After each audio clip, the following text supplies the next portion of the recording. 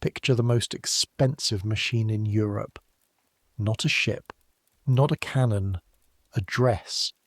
12 pounds of silk and silver thread and whalebone, wide enough that the woman inside it has to turn sideways to pass through a door, stiff enough that she cannot bend at the waist, cannot raise her arms above her shoulders, cannot dress herself, cannot undress herself, cannot use a chamber pot without 2 assistants, and a special porcelain vessel, shaped like a gravy boat. Now put a queen inside it. Now understand that the dress costs more than a farm. More than the farmhouse, the fields, the animals, and the family who works them combined. Now understand that she will wear it once, maybe twice, and then it disappears into a wardrobe the size of a church, where 300 other dresses hang in the dark like the skins of enormous butterflies. That's Versailles in 1780. The most beautiful building in the world, and it smells like a stable. A palace with 2,000 rooms and almost no toilets. A place where a woman can wear a ship in her hair. A full model ship with rigging and little cannons, while beneath her window the people who paid for it are starting to count what bread costs. A place where you could watch the Queen of France eat dinner as public entertainment free of charge, and then walk 20 steps and see a nobleman relieving himself in a marble stairwell, because the nearest privy is a quarter-mile away. We're going back there tonight. Not as tourists gawking at the Hall of Mirrors. We're going inside the machine, inside the dress itself, into the hands that build it onto a human body every single morning, and take it apart every single night. One day, one person, everything she would have seen, smelled, carried, and survived. So, I make these history stories, and honestly, I still have no idea whether anyone actually sleeps to them, or whether you're all just lying in the dark thinking about 18th century underwear and lice. Either way, subscribe if you want. Get comfortable. Here we go. The stain is the size of a thumbnail, and it is going to ruin your life. You found it 4 minutes ago, and your hands have not stopped shaking since. It sits on the left panel of yesterday's gown. A court dress in silk the colour of crushed raspberries, just below the waist seam where the fabric folds over the panniers. Wine, maybe. Or sauce. Or worse. It doesn't matter what it is.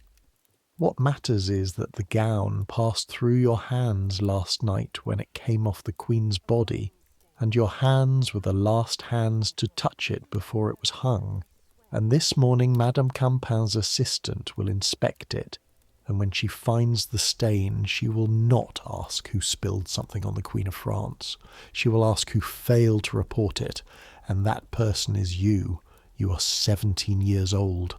Your name is Marie-Nicole Aubry, and you are the lowest of the low in the Queen's wardrobe service, a femme de garde-robe of the third order, which means you are allowed to touch the Queen's clothes, but never, under any circumstances, the Queen.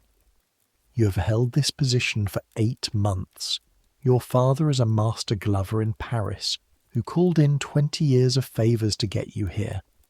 Your wages are 200 livres a year, plus meals, plus the candle stubs from the wardrobe rooms, which you are permitted to keep and sell, and which are worth almost as much as the wages. If you are dismissed, you will not get another position. Not here. Not anywhere. A girl dismissed from the Queen's service is a girl with a question mark burned into her forehead for life. The stain looks up at you from the raspberry silk like an eye. It is 5:30 in the morning, and you're standing in the second wardrobe room, which is not really a room but a corridor of cabinets, floor to ceiling, cedar-lined, in the north wing of the palace, 3 floors and a courtyard away from the Queen's actual bedchamber, because at Versailles nothing is ever near the thing it serves. The room is cold, your breath shows. The single candle you're allowed at this hour throws your shadow up the cabinet doors, huge and wavering, and the smell around you is the smell you will carry in your nose until the day you die. Cedar and dried lavender and orris root powder, and underneath it all, faint but permanent, the smell of other people's sweat soaked into silk that can never, ever be washed. Because that's the thing nobody tells you about the most beautiful clothes in the world. You cannot wash them. Silk brocade woven with silver thread does not go into water. Water would rot the thread, bleed the dye, dissolve the glue in the stiffened bodice. A court gown is worn over a linen chemise that takes the sweat, and the chemise is washed, boiled, beaten on stones by laundresses whose forearms look like a blacksmith's. But the gown itself is only ever brushed, aired, spot-cleaned with fuller's earth and stale bread and turpentine and prayer. The Queen's wardrobe is 300 gowns that have each absorbed the body of a living woman, hour after hour, and been brushed and hung and brushed and hung, and when you open the cabinets in the morning the smell rolls out at you like a crowd. You could hide the gown, push it to the back of the cabinet behind the mourning dresses nobody has touched since the old king died 6 years ago. The inventory is checked against the book, but the book has 300 entries and Madame's assistant is 40 years old and her eyes are going.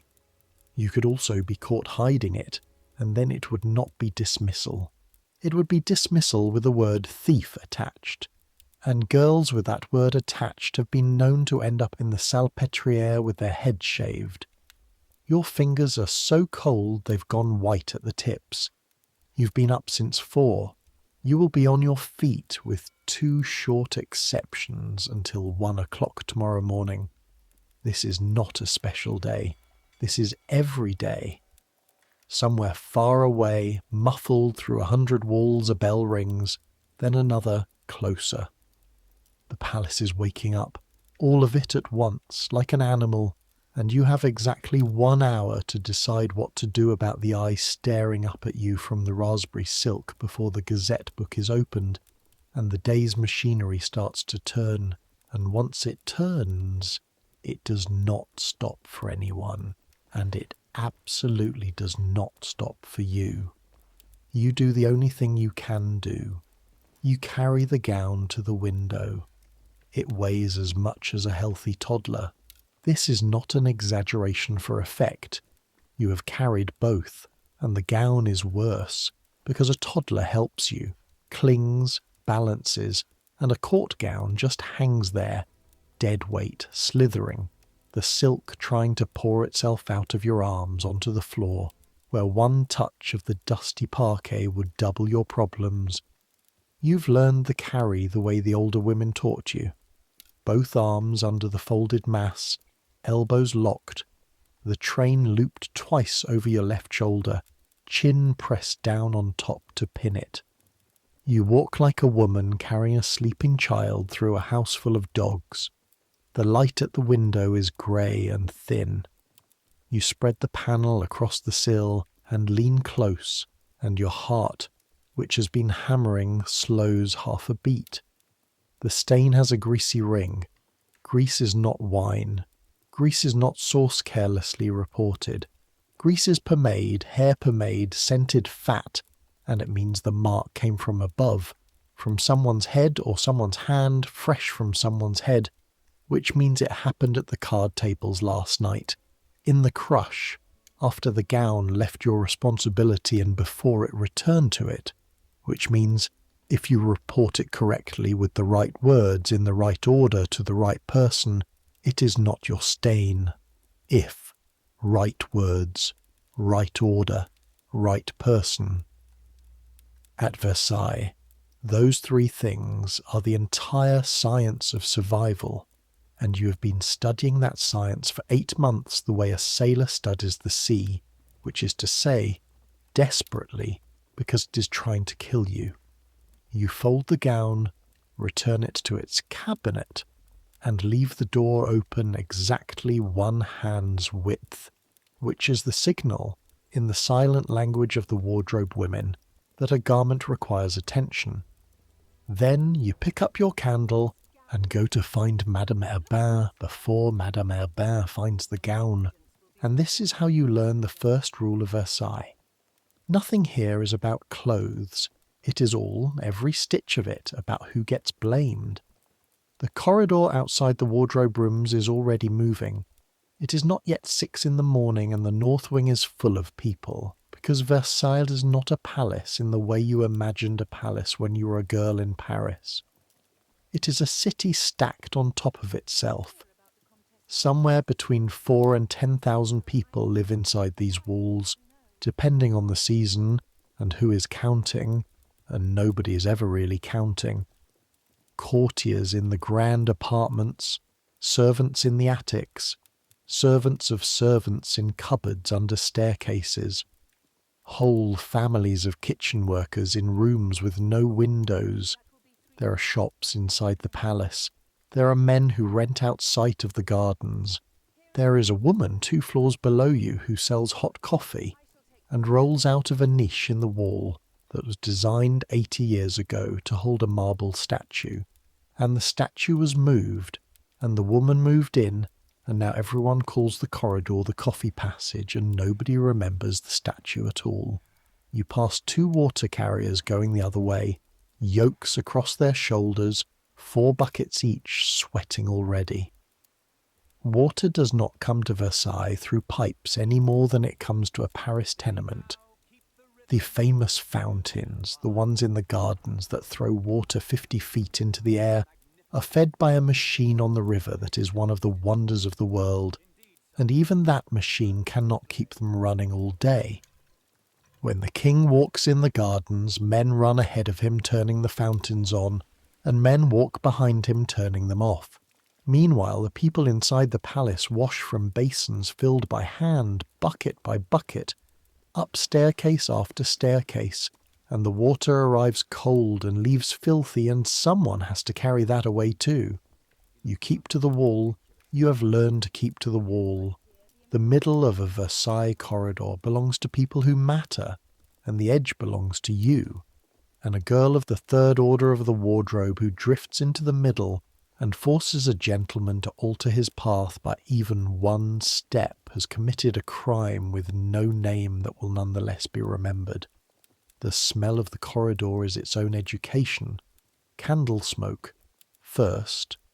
Always. The black breath of last night's 10,000 candles still hang under the ceilings. Then floor wax. Then dogs. Because the courtiers keep dozens of small dogs, and the dogs live by the same sanitation arrangements as everyone else, which is to say none.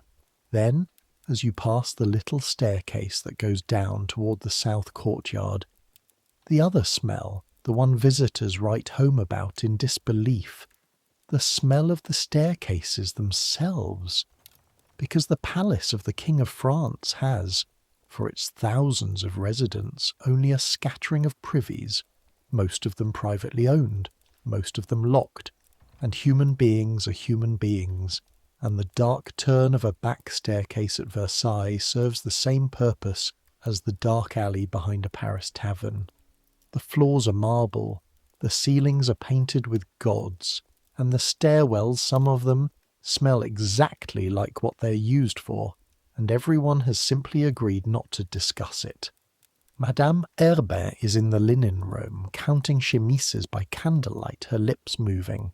She is 50, a widow, built like a church door, and she has served the wardrobe since the Queen was a 15-year-old Austrian bride who cried at night, and Madame Herbin will tell you about those nights if you catch her at the right hour with the right expression of respectful attention, which you've learned to wear the way you wear your apron. You do not blurt. You have learned not to blurt. You stand at the correct distance, hands folded, until she finishes her count and marks her tally and looks up. Then you say it the way the older women taught you to say things, the fact, the location, the evidence, and no opinion. There is a mark on the raspberry grand habit. Left panel, below the waist seam. It has a grease ring. The cabinet is signalled. Madame Urbain looks at you for 3 full seconds. In those 3 seconds, she's doing exactly what you did at the window, tracing the gown backward through the evening, through the card tables, through the crush of the salon, deciding whose problem this is. You watch her arrive at the same answer you did, and you watch something in her face that is not quite approval, but is at least the absence of disappointment, and at Versailles the absence of disappointment is a feast. Pomade, she says, from the Comtesse's side, most likely at the tables. She leaned in when she lost. She always leans in when she loses. Then she says the sentence that saves your life, and she says it as if remarking on the weather. You saw it at first light and came directly. That is the story now. That is the truth, in fact, but more importantly, it is now the official truth, spoken by Madame Urbain. And an official truth spoken by a woman of the first order is a wall you can stand behind. You feel your shoulders drop half an inch. You had not realized they were up around your ears. She hands you a stack of chemises that reaches from your waist to your chin. Fine linen, so light the whole stack weighs less than 1 gown, and tells you the day's first real news. The Queen will wear the grey-blue this morning for the dressing, the one with the silver stripe, and the gazette is already being prepared, and Mademoiselle Bertin is coming at noon. Mademoiselle Bertin. You keep your face still, but something behind your ribs sits up. Rose Bertin is coming, which means the day just doubled in weight, and you will find out why by afternoon. But first, the book. Every morning of the Queen of France's life begins with a book, and you are one of the people who makes the book. It is called the Gazette, and it is a folio of heavy pages, and pinned to each page is a small square of fabric, a swatch 2 fingers wide, cut from every gown, every ensemble, every meaningful garment currently in service. Court dresses on these pages, formal daywear on those, the informal dresses, the ones the Queen actually likes, toward the back. The book exists because the wardrobe is too large for any human memory. Gowns for state occasions, gowns for ordinary mornings, gowns for hunting, gowns for the theatre, gowns for mourning in 3 grades of black, depending on how important the dead person was, and the standing order, renewed every year, that the Queen shall receive 36 new formal ensembles each season, and shall not, in general, wear last year's anything. Do the arithmetic the way you did in your first month, lying awake in your attic bed unable to believe it. Something on the order of 150 new gowns a year, and the old ones do not go away, they accumulate, and each grand habit costs between 1,000 and 6,000 livres depending on the embroidery, and you earn 200 livres a year, and you did the division with your finger on the blanket in the dark. The dress you will carry through the corridors this morning is worth 15 years of your life, 20 if the embroidery is silver. There is a gown in the 3rd cabinet worn once at a ball 2 winters ago that is worth more than your father's shop, his stock, his tools, and the building they sit in. You stopped doing the arithmetic after the first month, not because it stopped being true, because you have to carry these things with your bare hands, and a girl who's thinking about numbers drops things.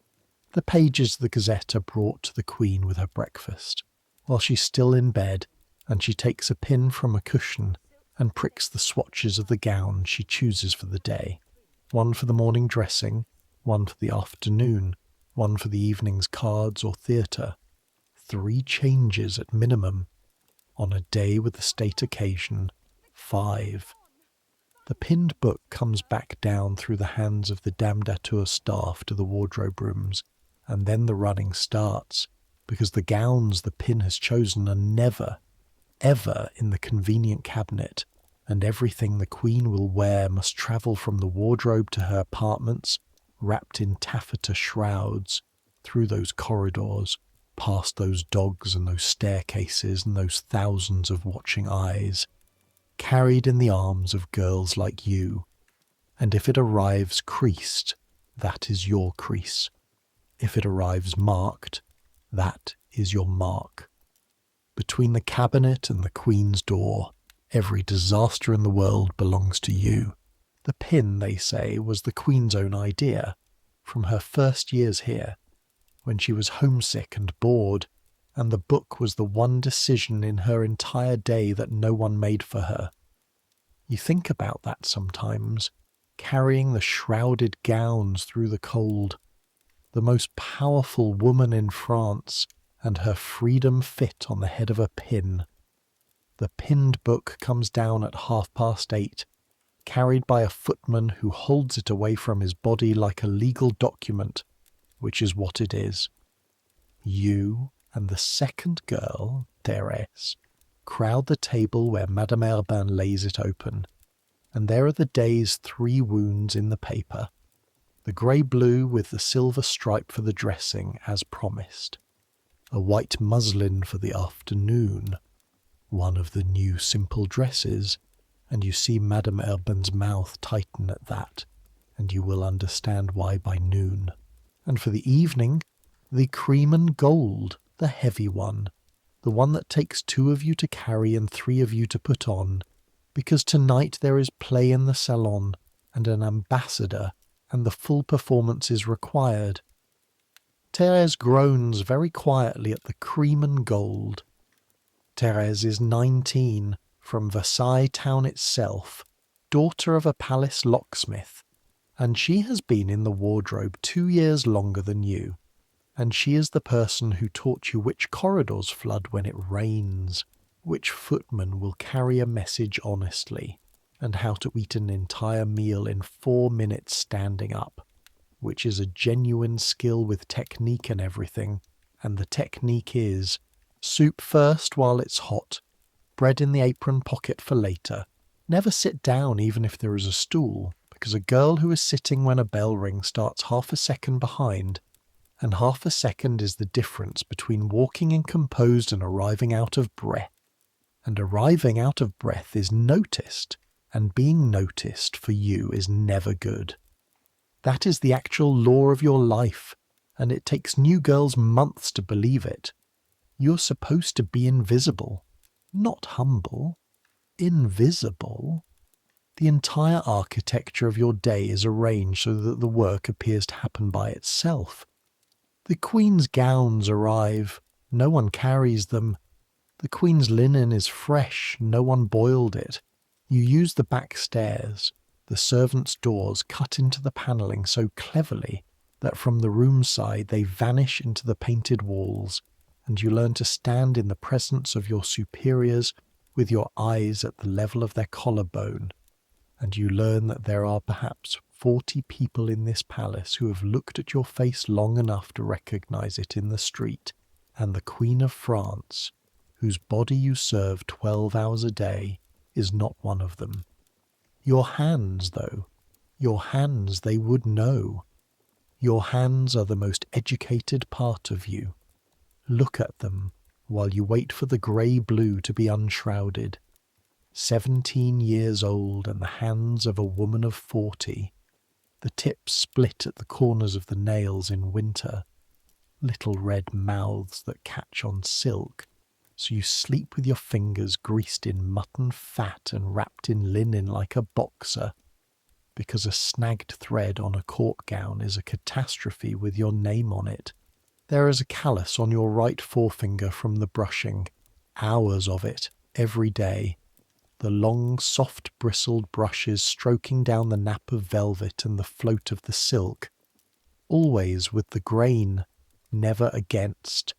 The same motion 10,000 times until the motion lives in your shoulder and you do it in your sleep. Thérèse says you do it in your sleep, actually, that your right hand brushes the blanket, slow and even, all night long. You know things through those hands that cannot be written down. You know the difference between lion silk and tour silk in the dark, by the way. Each drinks the warmth out of your palm. You know that silver thread is real by its cold and its weight, and false by its warmth and its smell, faintly sour like a coin held too long in a fist. You know the exact resistance of a whalebone busk about to crack, a tiny gristly creak under the fingers, like a knuckle, and you have twice in 8 months caught a bone before it snapped inside a bodice. And both times Madame Herbin said nothing and gave you the good candle stubs at the end of the week, which is how praise happens here. The grey blue comes out of its shroud and up onto your arms, and the day begins its steep climb, because now it is 9 o'clock, and at Versailles, 9 o'clock means the machine of the Queen's body starts up, and you are one of its smallest gears, and the machine is called the toilette, and no one who has not seen it can believe it. Understand what is about to happen. The Queen of France is going to get dressed, that is all. A woman is going to put on her clothes, and this act, which for your mother in Paris takes 11 minutes, including finding her other stocking, will take the Queen the better part of 2 hours, will involve between 8 and 20 people, depending on who exercises their rights, is governed by rules older than anyone in the room, and is, in the strict legal sense, a public ceremony of the French state. You arrive at the door of the inner chambers with the grey-blue at 10 minutes before 9, and you do not go in. Let's be clear about that at once, because it is the wall your whole existence is built against. You will never go in. The gown goes in. You give it at the threshold, into the arms of a woman whose position cost her family the price of a small estate, and she gives it to a woman senior to her, and if a princess of the blood happens to be present, then the gown may pass through a third pair of hands, because the rule, the iron rule, is that the Queen is served by the highest-ranking person in the room, always, in everything, and rank must be honoured even if honouring it means everything takes 4 times as long. You have heard, everyone in the wardrobe has heard, the story of the winter morning, 4 or 5 years ago now, when this rule played itself out to its logical end. The Queen stood ready for her chemise, the fine linen shift that goes on first against the skin. She was undressed. The room was cold, the rooms are always cold, fireplaces the size of carriage doors, and the heat goes straight up the chimney. The dame d'honneur took the chemise and were about to pass it when the door opened.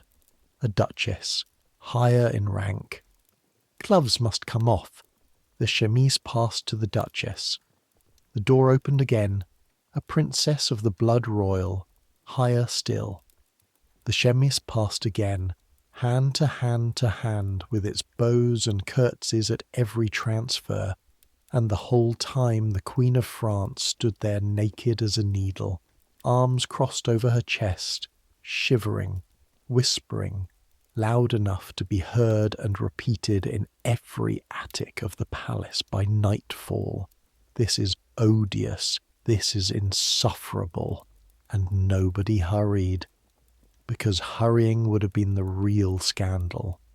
That story reaches the wardrobe girls in their attics, and it splits them straight down the middle, and which half you fall into tells you everything about a person. Half the girls hear it and laugh. Imagine the richest woman in the world, freezing bare while 3 duchesses play past the shirt. Serves her right with 150 gowns. And the other half, the half you're in, though you would never say it out loud, hear it and feel a small cold key turned somewhere low in the chest. Because you have stood in a cold room while people senior to you perform their importance over your head, at your expense, on your time, every day. That is your entire day. And it had never once occurred to you, before that story, that it was possible to be the Queen of France and still know exactly, precisely, to the goosebump, how that feels. She is inside the dress and you are outside it, and the dress does not care about either of you. That is the thought you're not supposed to have. You have it anyway at the threshold, handing over 12 pounds of grey-blue silk, and then the door closes in your face, as it should, as it always does, and you go back down the cold stairs to fetch the shoes. But before the shoes, before the ceremony, you need to understand the thing itself, the dress. Because tonight's title is a promise, and here is where I keep it. You would not survive a single day inside Marie Antoinette's dress, and I don't mean her life, her enemies, her marriage, her debts. I mean the physical object, the garment. Let me build it onto you, layer by layer, the way you and Thérèse and 6 women above you build it onto her, and you tell me at what point you would start screaming. Layer 1, the chemise, fine white linen, washed and bleached. The only layer that will ever touch skin, the only layer that will ever be washed. It reaches the knees, so far, so gentle. This is the last gentle thing that will happen to this body today. Layer 2, the stockings, silk, gartered above the knee, and the shoes go on now before anything else. And here is your first hint that something is wrong with this machine. The shoes go on first because in an hour, the woman wearing this outfit will not be able to reach her own feet. Write that down somewhere in your mind. She will not be able to reach her own feet. Layer 3, the stays, the corset. And I need you to forget the word corset as you know it. Forget lingerie, forget anything soft. The grand corps, the formal court stays, is a piece of structural engineering. It is built by a master tailor, not a dressmaker. Built the way a boat is built, on a form, out of layers of stiffened linen with channels sewn into it, and into every channel a strip of whalebone. Baleen. The filter plates from the mouth of a whale, an animal the size of a barn, boiled and split and shaved into flexible blades, shipped from the Arctic by men who die getting it, and there are dozens of these blades in the stays, running vertical so close together in the best examples that the whole garment is effectively a shell. The stays lace up the back. You cannot put them on yourself. That is not a bug, it is the entire point. This garment announces structurally that its wearer has staff. Thérèse braces her knee, actually braces her knee, against the lacing to draw it even, working the cord down eyelet by eyelet like a sailor sweating a halyard. And the boned shell closes around the torso and does its work. It pulls the shoulder blades back and down until they nearly touch. It presses the shoulders open. It lifts the chest and holds the neck long, and it takes the waist, which in a court corset for a gala might be drawn down toward a span you could nearly circle with your 2 hands, and it does not negotiate. Inside the stays, breathing changes. This is not a story detail, this is mechanics. The lower ribs cannot expand. Breath moves up into the top of the chest, quick and shallow. And a woman laced for court learns to speak in shorter phrases, to laugh from the throat, to climb stairs slowly, not out of elegance, but arithmetic, because there is simply less air per minute available, and she must budget it. Eating changes. The stomach is bracketed. A woman at a state dinner in a grand court takes small bites or pays for large ones publicly. Bending at the waist is gone. Gone. To pick up a dropped fan is impossible. That's what you are for, the invisible hands. Sitting is a controlled fall onto the edge of a seat, back straight because there is no other back available. And there is one more thing the whalebone does, quietly, hour by hour. It holds you up. By evening, the muscles of the back, which have been unemployed all day, have gone to sleep on the job. and women who spend their lives in stays come, over years, to genuinely need them, the shell replacing the spine's own strength, so that the cage becomes, in the end, load-bearing. The prison starts as a garment and finishes as a skeleton. The Queen, as it happens, hates the Grand Corps. This is not palace gossip. This is documented diplomatic history. In her first years here, she rebelled against it, simply stopped wearing the full formal stays, and the matter escalated. And I want you to sit with that. The underwear of a 19-year-old escalated through the ladies of the court, through her mother's ambassador, all the way to the Empress of Austria, who wrote to her daughter across 700 miles about the necessity of the corps, because the whisper in the galleries was that the Dauphine's waist was thickening, that she was ill-made, that the Austrian was letting herself go, and every one of those whispers was a stone loosening under the alliance of two empires. She put the stays back on. Empires won. Empires generally do. Layer 4, and now we leave the human silhouette behind entirely. The panniers. The word means baskets. The baskets a donkey carries, one on each flank, and that is exactly, unflatteringly, what they are. A frame of bent willow or whalebone hoops covered in linen tied at the waist, standing out over each hip like a pair of pannier baskets. For ordinary wear, modest ones, a hand's width each side. For full court dress, for tonight's cream and gold, the great panniers and the great panniers are architecture. A woman in full court panniers can be 5.5 feet wide. Wider than a door. Wider, in fact, than most doors in France, which is why she enters a room sideways, crabwise, with a practised quarter turn at every threshold, and why the chairs at Versailles have no arms, and why two ladies in grand habit cannot walk abreast down an ordinary corridor, and someone's rank must decide who falls behind, and rank, as always, is delighted to decide. The panniers change everything below the waist into rumour. Legs, hips, the walk itself, all of it disappears under the frame, and what the world sees is a torso rising out of a silk building. The gait that results, the famous Versailles glide, the ladies moving down the hall of mirrors as if on wheels, is a trained skill, tiny fast steps hidden under the hoops, and it is beautiful. And it is also the only gait the structure permits. Running is impossible, remember that. File it next to she cannot reach her own feet. Running is impossible. It will matter later tonight. Layer 5.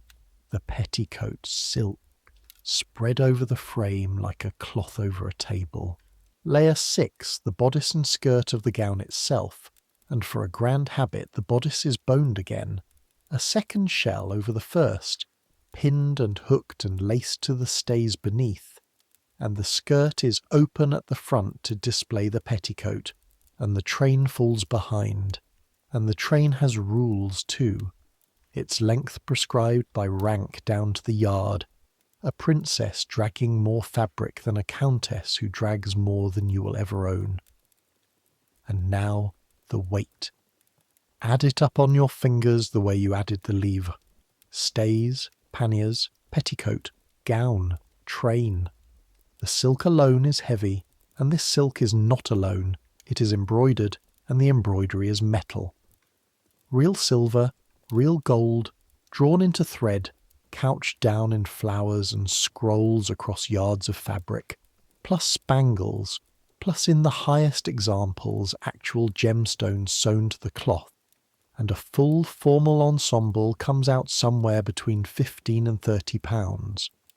Call it a healthy 2-year-old strapped to your body all day, except a child's weight sits in your arms where your strength is.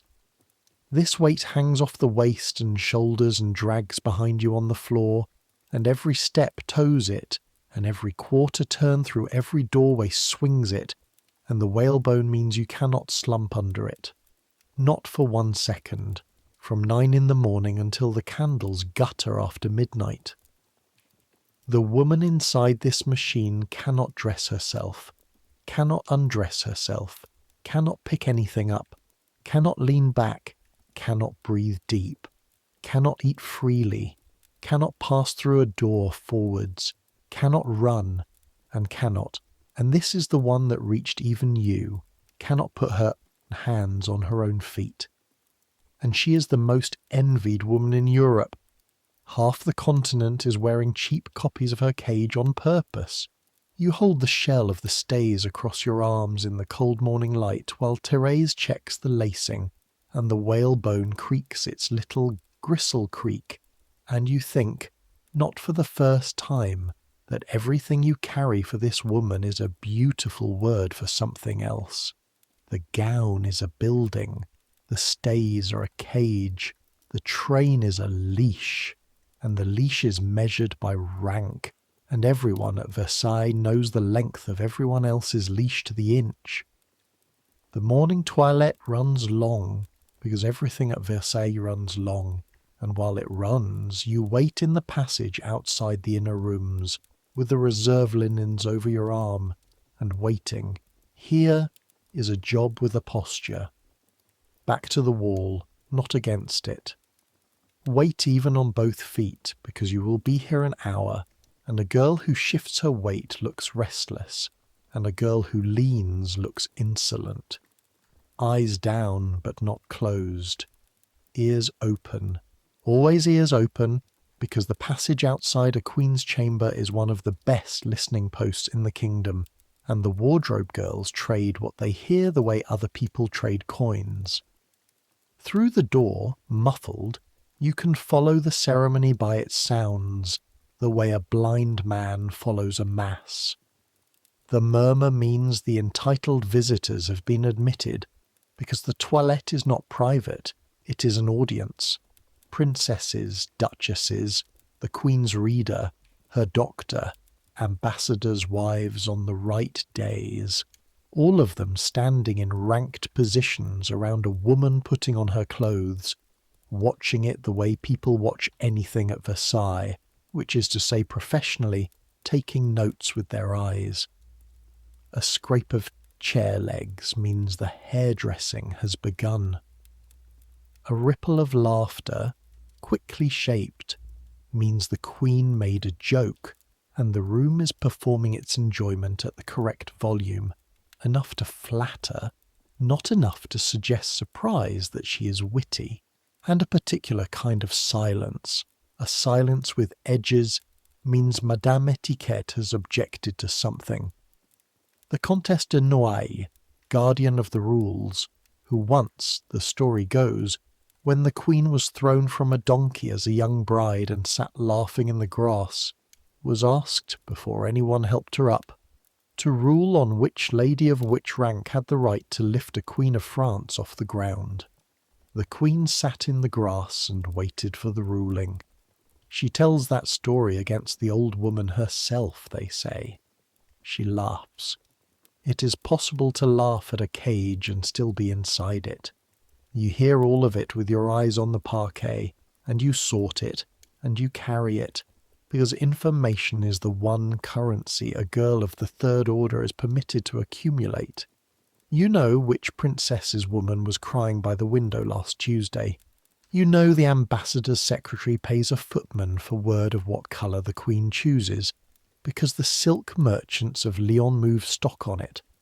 When she wore the new puce, the brown purple, the one the king glanced at and called the colour of a flea of all things, and the name stuck, flea's belly, flea's back, flea's thigh, the dyers of 2 cities retooled inside a month. A woman who cannot pass a law can still, apparently, pass a colour. Her wardrobe is the only parliament she has, and all of Europe stands in its gallery. The door opens at last and the used linen comes out to you, warm, and this is a strange intimacy no one speaks of. You receive every day the cloth warm from the body of the Queen of France, and you carry it away pressed to your chest because that is the securest carry, her warmth against your sternum through the fabric, and she does not know your name. Down the back stairs, through the coffee passage, cross the draughty gallery where the wind off the gardens gets in under the doors and cuts your ankles. The palace is fully awake now and performing itself. Through a window you see the gardens raked into perfection, and through the next window you see 3 men pulling a cart of night soil along the service road. And that is Versailles in 2 window panes, and nobody but you seems to look through both. At noon, Rose Bertin arrives, and the temperature of the entire wardrobe wing changes as if a door has opened somewhere on a hotter country. You've seen her 4 times, and she still frightens you more than anyone in the palace, and this is a palace containing the king, because everyone else here was born to their place or bought it. Mademoiselle Bertin built hers out of nothing, out of ribbon and nerve, a merchant's girl from Picardy, apprenticed to a Paris fashion shop, and now she owns the Grand Mogul on the Rue Saint-Honoré, with 30 shopgirls of her own, and she comes to Versailles twice a week, and she does not come to the wardrobe like a tradeswoman. She is admitted to the Queen, into the inner rooms, works with her in private for hours, and the court has given her a nickname that is only half a joke, and everyone can hear the unlaughing half. The Minister of Fashion. A shopkeeper's daughter closeted with the Queen while duchesses cool their heels in the antechamber. Some of those duchesses will hate her for the rest of their lives with a purity they cannot achieve in prayer, and she knows it, and she walks past them the way a laden ship walks past gulls. She sweeps into the wardrobe wing to inspect the alterations her workshop ordered, 2 of her own girls behind her with boxes, and her eye goes over the racks and the tables like a customs officer's, and then it stops on you. On your hands, specifically, which are holding the white muslin for the afternoon, the simple dress, the kind she and the Queen invented between them, and she looks at your grip, one hand under the gathers and one at the shoulder seam, and she says, to Madame Herbin, not to you, that one carries muslin properly.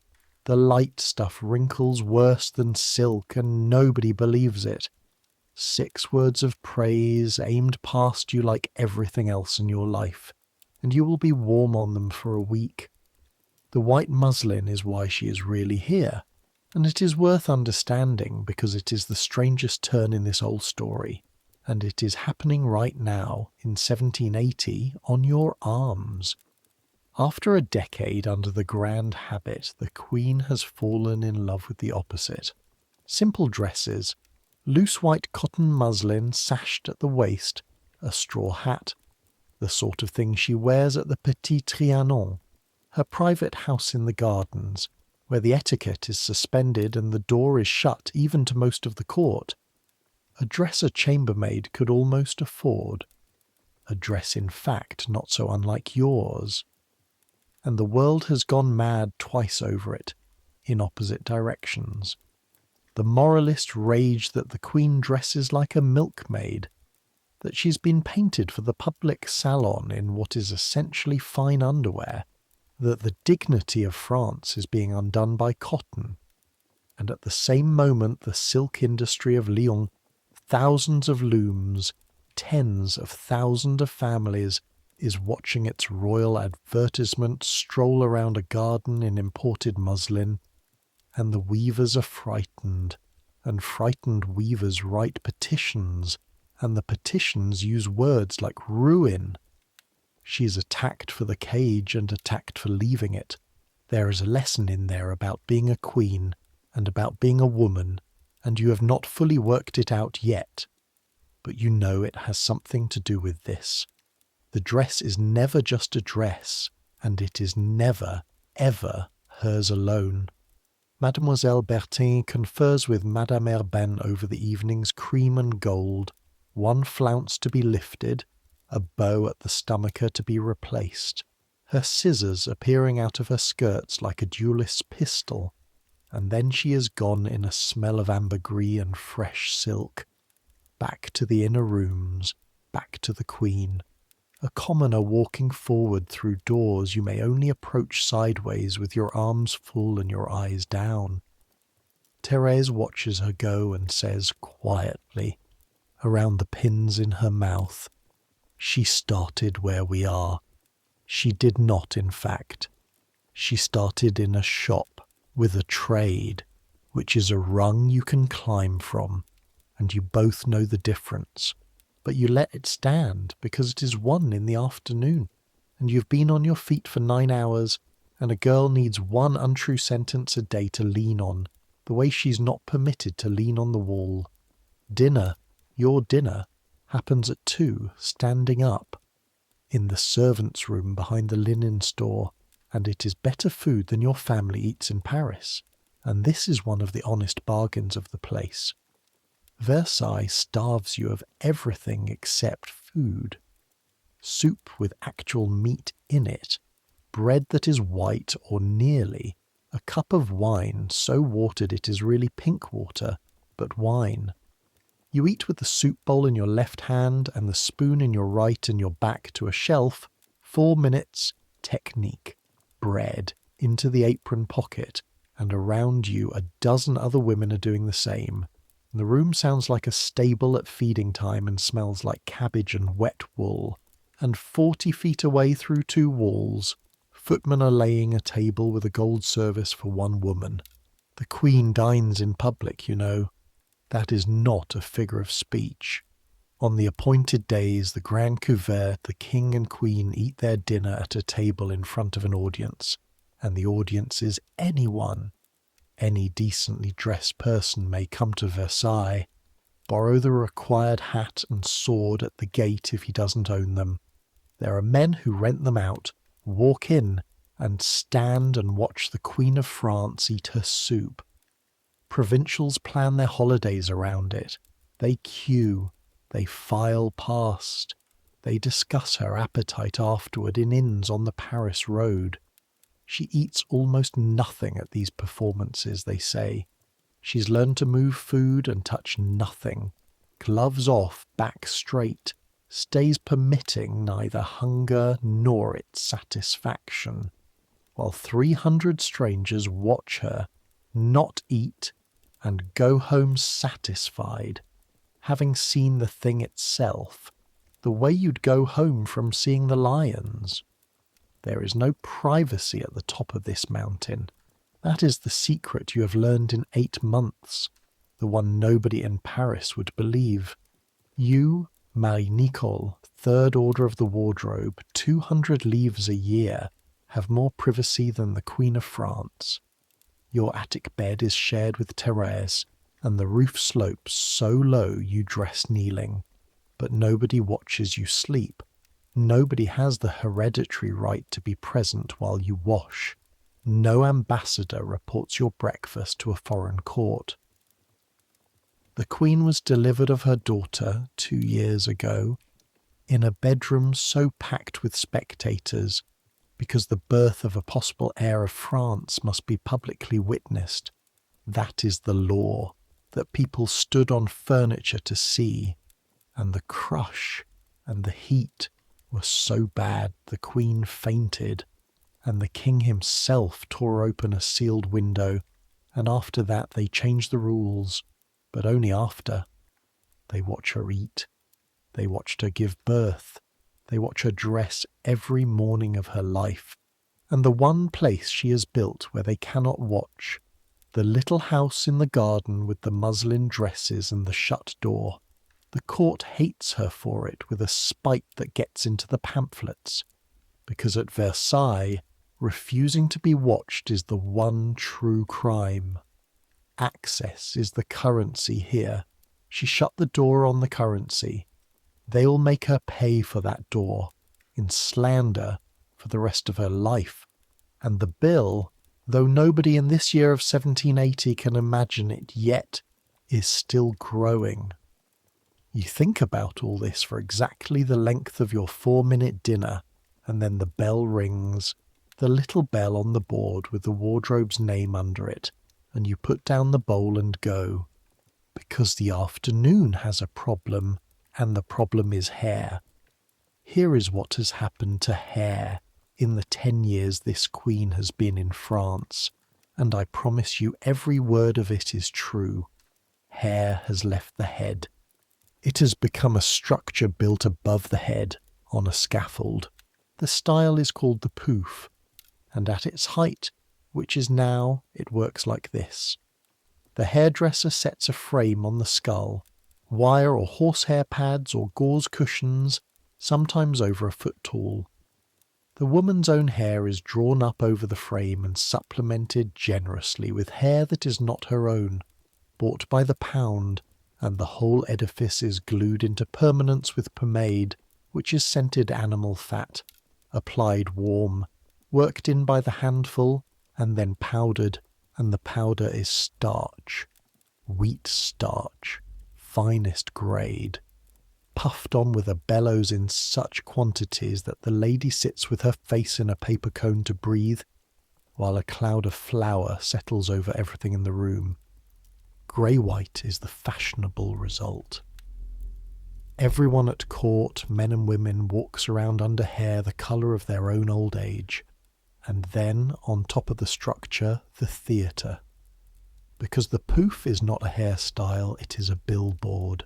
Ornaments are built into it to make an announcement, and the announcements are the news.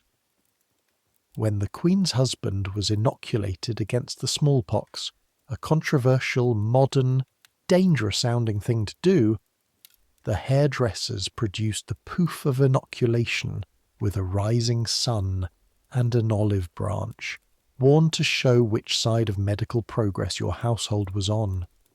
When a French frigate fought the English, ladies of the court wore the belle poule, a complete model ship, masts, rigging, guns, riding on a sea of thick rolled grey powdered hair.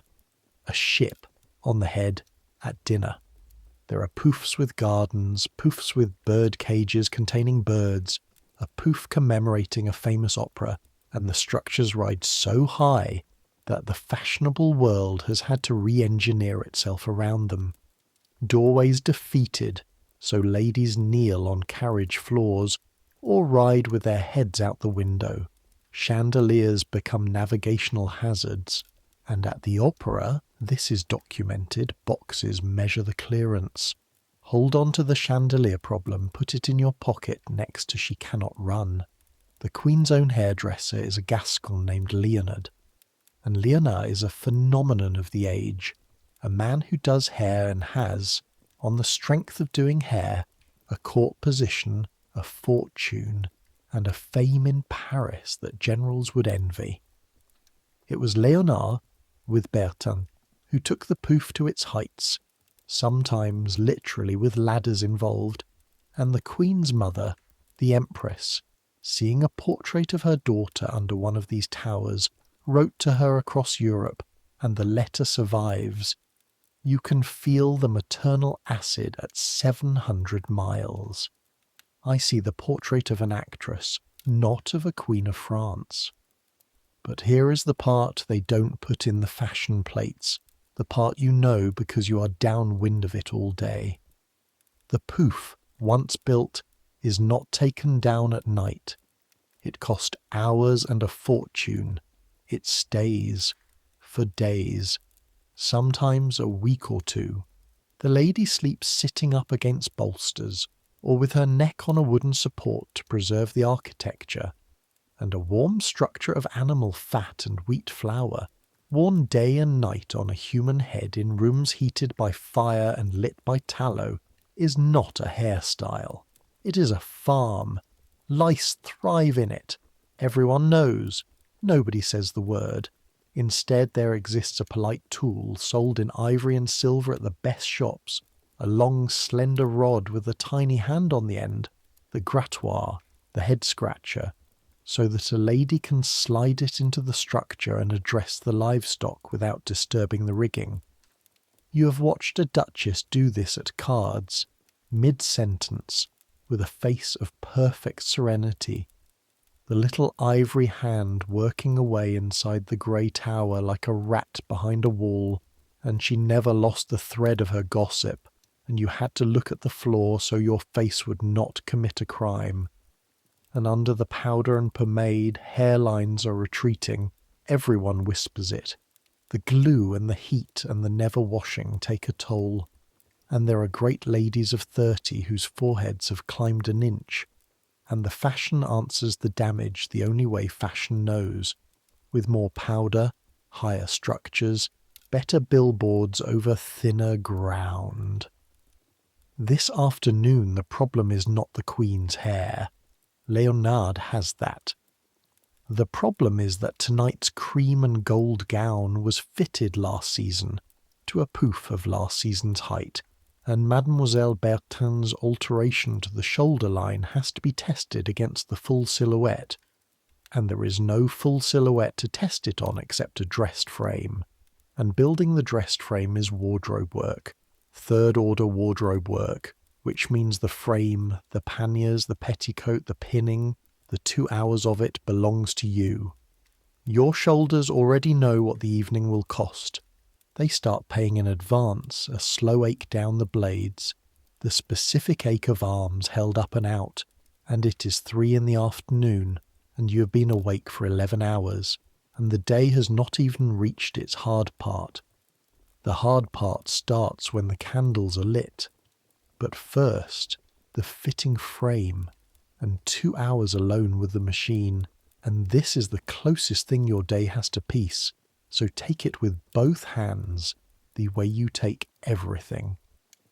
The frame stands in the corner of the workroom, a headless wicker woman on a pole, built to the Queen's measurements, remeasured every season, and dressing it is the whole ceremony of the toilette performed in silence, in miniature, by 2 girls instead of 20 courtiers, and it teaches you something the courtiers will never learn, what the dress is actually like to handle, from outside, as an object, as labour.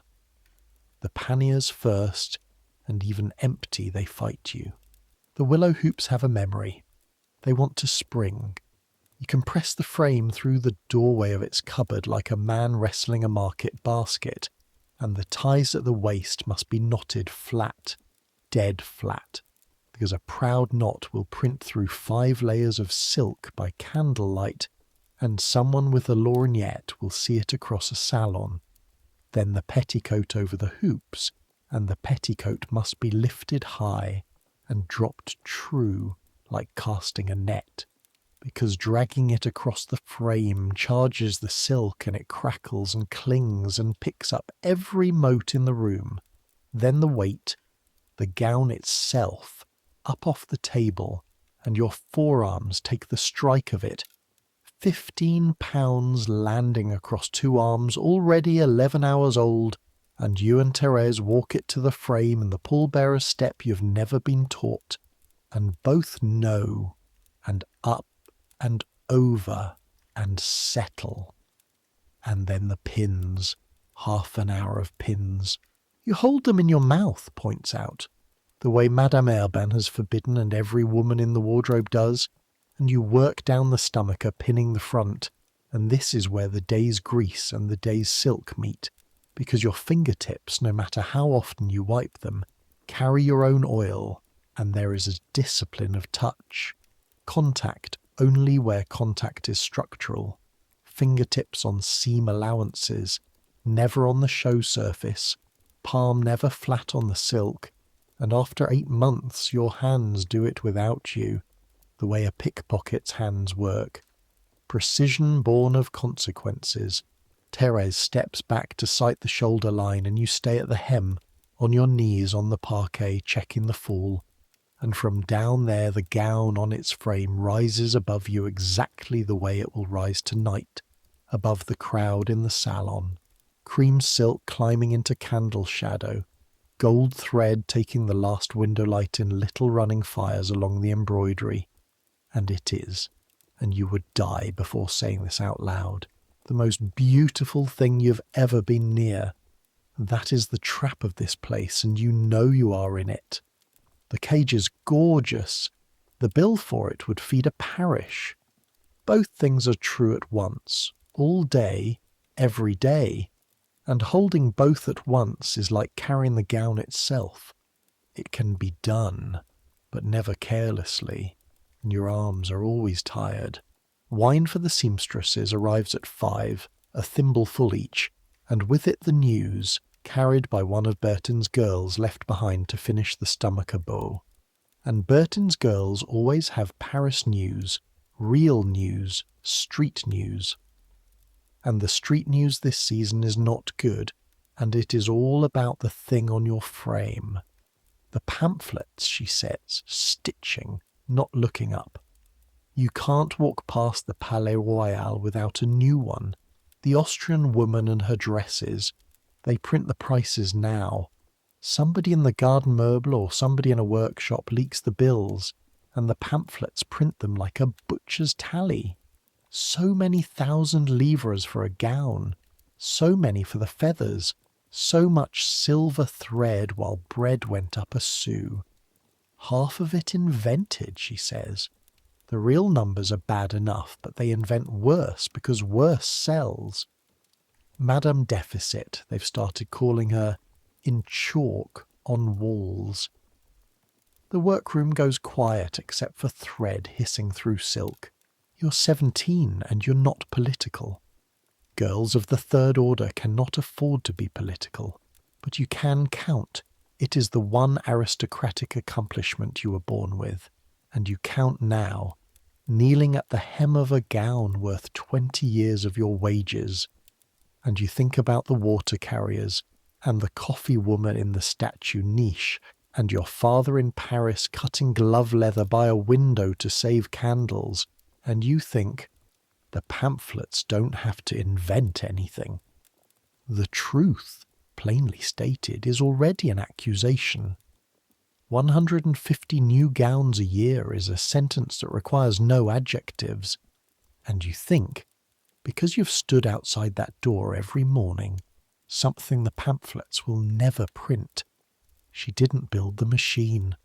The machine was here, a century old when she arrived at 14, homesick, and the machine measured her for its purposes, and the same court that forced the corset onto her body and the ceremony onto her mornings now sells pamphlets about her extravagance, and the men who write them have never carried anything heavier than a grudge, none of which changes the count.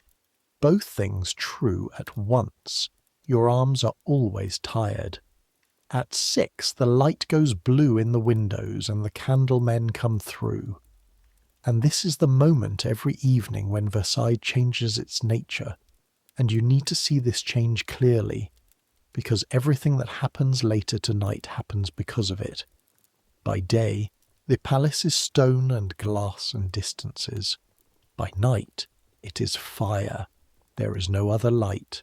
Every corridor, every salon, every card table, every music stand, every mirror, lit by open flame, thousands upon thousands of candles, and at Versailles the candles are beeswax, not tallow. Beeswax burns whiter and doesn't stink of the slaughterhouse, and there is a rule, a real rule, of the royal households, that a candle once lit is never relit. The stubs are a perquisite, swept up and resold by the servants who hold the right. Entire livings are made of the king's candle ends. Your own little hoard of wardrobe stubs is a twig of that great greasy tree, and the candle bill of this palace for 1 year would buy a street in Paris. So, the Hall of Mirrors tonight for the ambassador. 17 arched mirrors facing 17 windows, and between them the chandeliers coming down on their pulleys to be dressed and lit and hauled back up.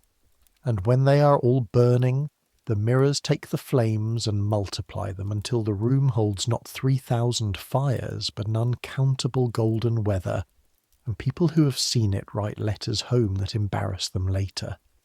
It is the most beautiful room in Europe, Now look at it with your eyes instead of theirs. Open flames, thousands at every height from table to ceiling. Below them, a crowd in silk, the most flammable crowd ever assembled. Skirts of gauze and silk over hooped frames that hold the fabric out, away from the body, in a bell of trapped air, which is to say, in the shape of a lantern waiting for its flame. Trains dragging past candle stands, sleeves of lace gesturing over card table candelabra, and above every fashionable head, the pouf, a tower of animal fat and wheat flour and gauze and false hair, pomade being merely fat, fat being merely fuel, flour being, as any miller who has seen a mill explode will tell you, very interested in fire, and the whole structure rides at exactly precisely the height of a chandelier's lowest ring of flames. The women cannot bend. The women cannot run. The women cannot see their own hair. The candles cannot be moved. The candles are the light. There is no other light in the world. Everyone knows. That is the thing. Everyone knows. There are ladies with small burn scars on their necks who laugh about it. There are hairdressers who build a thin plate of wire mesh into the top of the tallest poufs, quietly, like a secret between the lady and God. Fire is simply one of the risks of beauty priced in, like the pinched ribs and the sleepless architecture and the ivory hand for the lice. And the court walks under its chandeliers every night the way sailors walk under their own rigging in a storm, which is to say, gracefully, and thinking about something else. You are not thinking about something else. You are wardrobe. Fire is the monster under your particular bed. Fire and water and grease, the three killers of silk. And tonight you will be stationed in the passage off the salon with the repair basket. Needle, thread, pins, spirits of wine, fuller's earth, and a folded square of heavy wool. And nobody ever asks what the wool is for, and you hope every night that nobody ever finds out. At 7, the bell. The cream and gold comes off the frame and begins its last journey of the day, through the corridors, in your arms, toward the body of the Queen. The evening is starting, and the evening is where this day has been going since the first line of this story, so breathe while you can, the way she cannot. The evening dressing is faster than the morning one and worse, because everyone is tired and no one is allowed to be. You deliver the cream and gold to the threshold at 7:15, and it vanishes through the door into the ranked hands, and then you stand in the passage and follow the second toilette of the day by its sounds. The long hush of the lacing, a cough, Leonard's voice running like a fiddle over everything, the little collective intake of breath, audible even through a door, that means the gown has gone over the panniers and settled, and the woman has turned to the glass and become, for the 11,000th time, the Queen of France. At 8 she processes to the salon, and you see her for 4 seconds. That is your ration, most days. 4 seconds, through the servant's door held open for the linen basket down the axis of 2 rooms. The candles have her. The gold thread is doing exactly what it was built at such cost to do. She moves through the crowd like something poured. The glide, the impossible glide, tiny fast steps invisible under 15 pounds of architecture, plumes level, the tower of her hair passing under the first chandelier with a clearance of 2 hands' breadth, and the whole room performs its ripple, the bows going down along her path like wind over a wheat field, and even you, who carried that bodice this afternoon with your own aching arms, who know the knot count of those panniers and the exact weight of that train, even you feel the hook of it behind the breastbone. That is what the machine is for. It runs on wax and whalebone and girls like you, and what it manufactures is 4 seconds of awe, wholesale, in every eye in the room, and the product works. Heaven help you.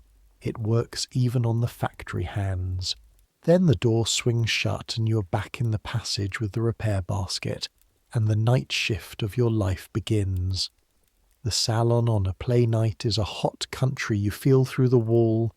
200 bodies, 300 candles, the windows shut because night air is considered a poison, and the temperature climbs until the footmen's faces shine, and the scent of the room comes out under the door to where you stand.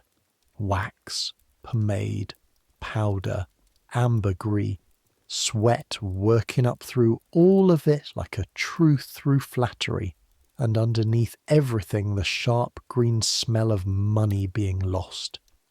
Because the play is high tonight. It usually is. This is the other pamphlet subject, the twin of the wardrobe. The Queen's tables. Pharaoh and Lansquenet.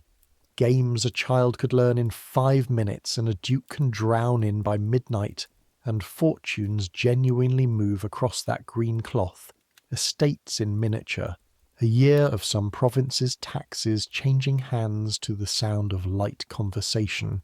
The king does not play, goes to bed early, famously wound his own clocks. The queen plays late, and the pamphleteers set the 2 facts side by side, and let them do their work.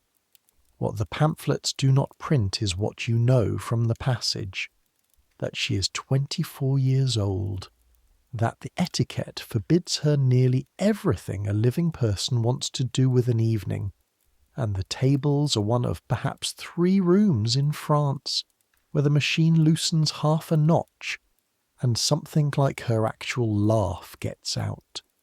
You've heard it through the door. It is a young laugh. It does not match the gown at all.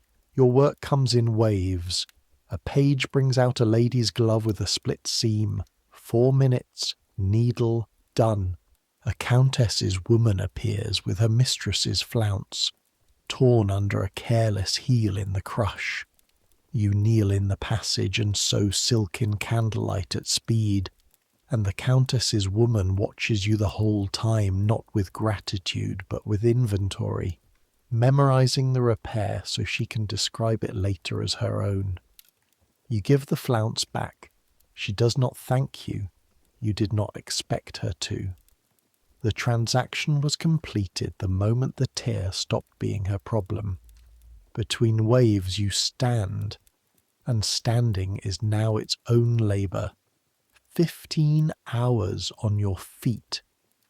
The acres move through its stations, arches, then calves, then the small of the back, and settled into its night position, a hot wire from heel to hip. And you shift your weight in the tiny invisible rhythm all standing servants know, a private rocking, ounce by ounce, that never shows above the hem. Your fingers have split at 2 corners despite the mutton fat. You press them against the cold of your scissors for the small mercy of it. Down the passage, a footman sleeps standing up against the panelling, truly asleep, eyes open, a skill you are still learning. At 11:30, the play pauses for refreshments. The doors open to let the heat out and the trays in, and this is how you come to be for once inside the salon itself, flat to the tapestry beside the service door, a basket on your arm, present in your official capacity as no one, so you're looking directly at it when it happens. It happens the way the wardrobe women always said it would, which is to say, not with a scream, but with a smell. A young baroness, 19 perhaps, new this season, is laughing at something a colonel has said, and she tips her head back, and her poof, a good one, a tall one, gauze ribbons and a spray of feathers riding the summit, passes under the low branch of the girandole on the console behind her. The 6-armed candle stand that the footman moved an hour ago when the trays came through, moved a hand's width, one hand's width, and the topmost feather touches flame. A feather does not catch the way wood catches. It flares, one bright hiss, like a whisper of silk being torn, gone in half a second, and if it ended there it would be nothing, a singed plume, a story for tomorrow.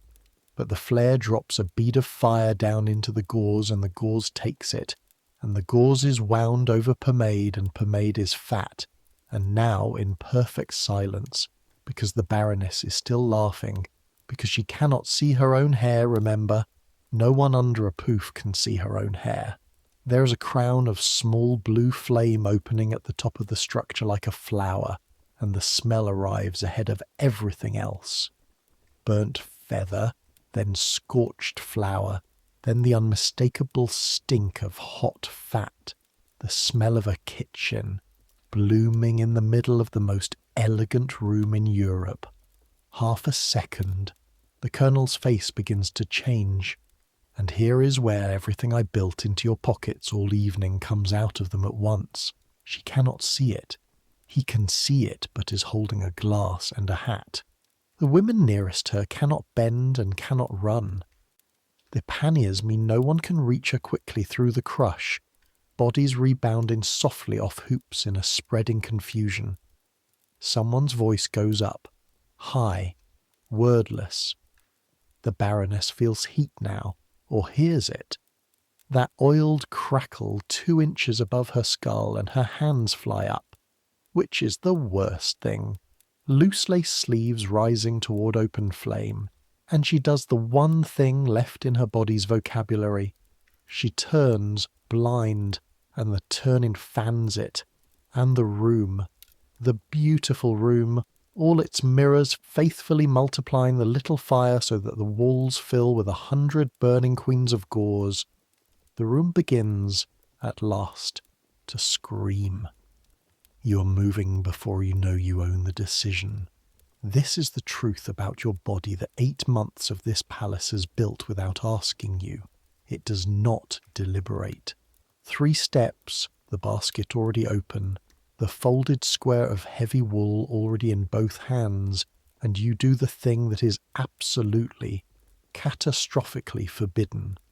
The thing girls are dismissed for, imprisoned for, the crime with no name. You put your hands on a noble woman, left hand flat between her shoulder blades to stop the spin.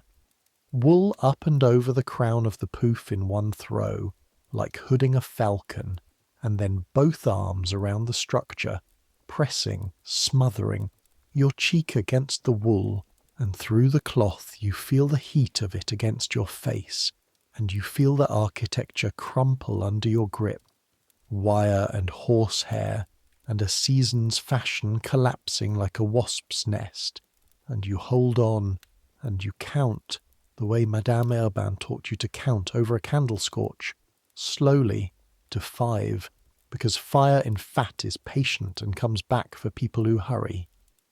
1. The Baroness is rigid under your hands, breathing in little shrieks.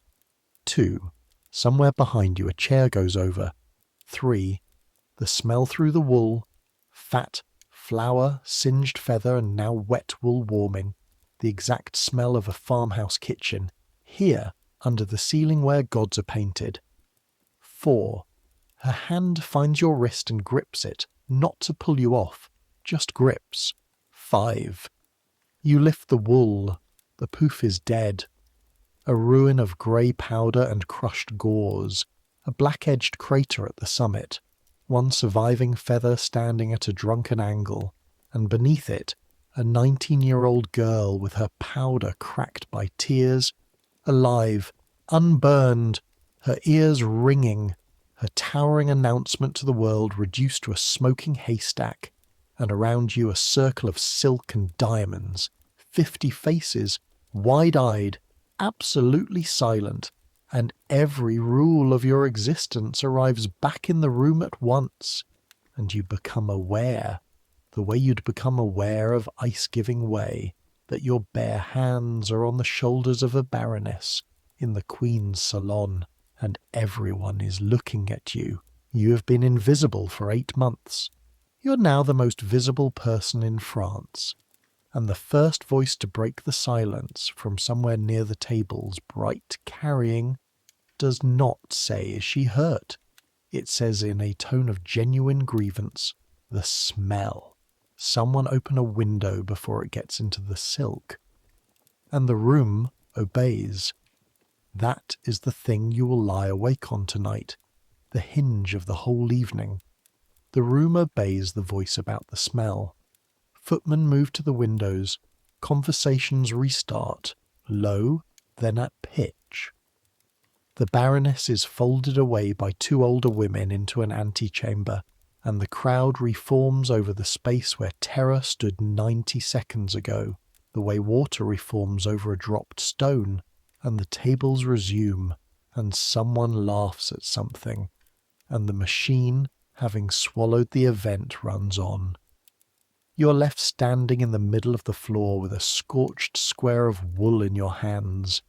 Nobody thanks you. Understand this precisely, because it is the deepest law of the place, and tonight is your final examination in it. Nobody can thank you. To thank you would be to admit the event, and the event contains a baroness on fire in the Queen's salon, screaming, blind, spinning, undone in front of the ambassador, and that event must not have happened, and therefore the girl at the centre of it must not have happened either. Gratitude would make you reel. You watch it occur to face after face, the quick arithmetic behind the eyes, and you watch face after face arrive at the same sum and slide past you to the tables. The colonel studies his glass. The countess whose flounce you sewed looks through you with the polish of 40 years' practice. You bend. You gather your basket. You begin your retreat toward the service door. 3 steps, 4, and it is almost accomplished. You're almost safely nothing again. Then the crowd between you and the door opens, not for you, and you look up into the front of a cream and gold gown you pinned to a wicker frame this afternoon. She's taller than you always think. That is the panniers and the poof and the heels doing their work, the machine adding its 1.5 of state to a woman of ordinary height.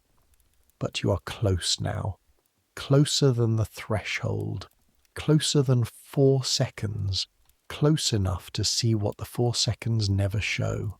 The fatigue held in the paint at the corner of the eyes, the faint print of the stay's top edge pressing through silk at the ribs, the pulse in her throat going fast. She was frightened too then. The room's fear reached even into the machine. Somehow this is the largest discovery of your night. The Queen of France looks at the wool in your hands, then at your hands themselves, the split corners, the pin callus, the mutton fat shine. Then, for 1 whole second, which is to say for 1/4 of your total previous ration at your face, she does not speak to you. Of course she does not speak to you. There is a chain of 6 ranks between her voice and your ears, and not even fire burns that chain. What she does instead takes 2 seconds, and you will spend years deciding what it weighed.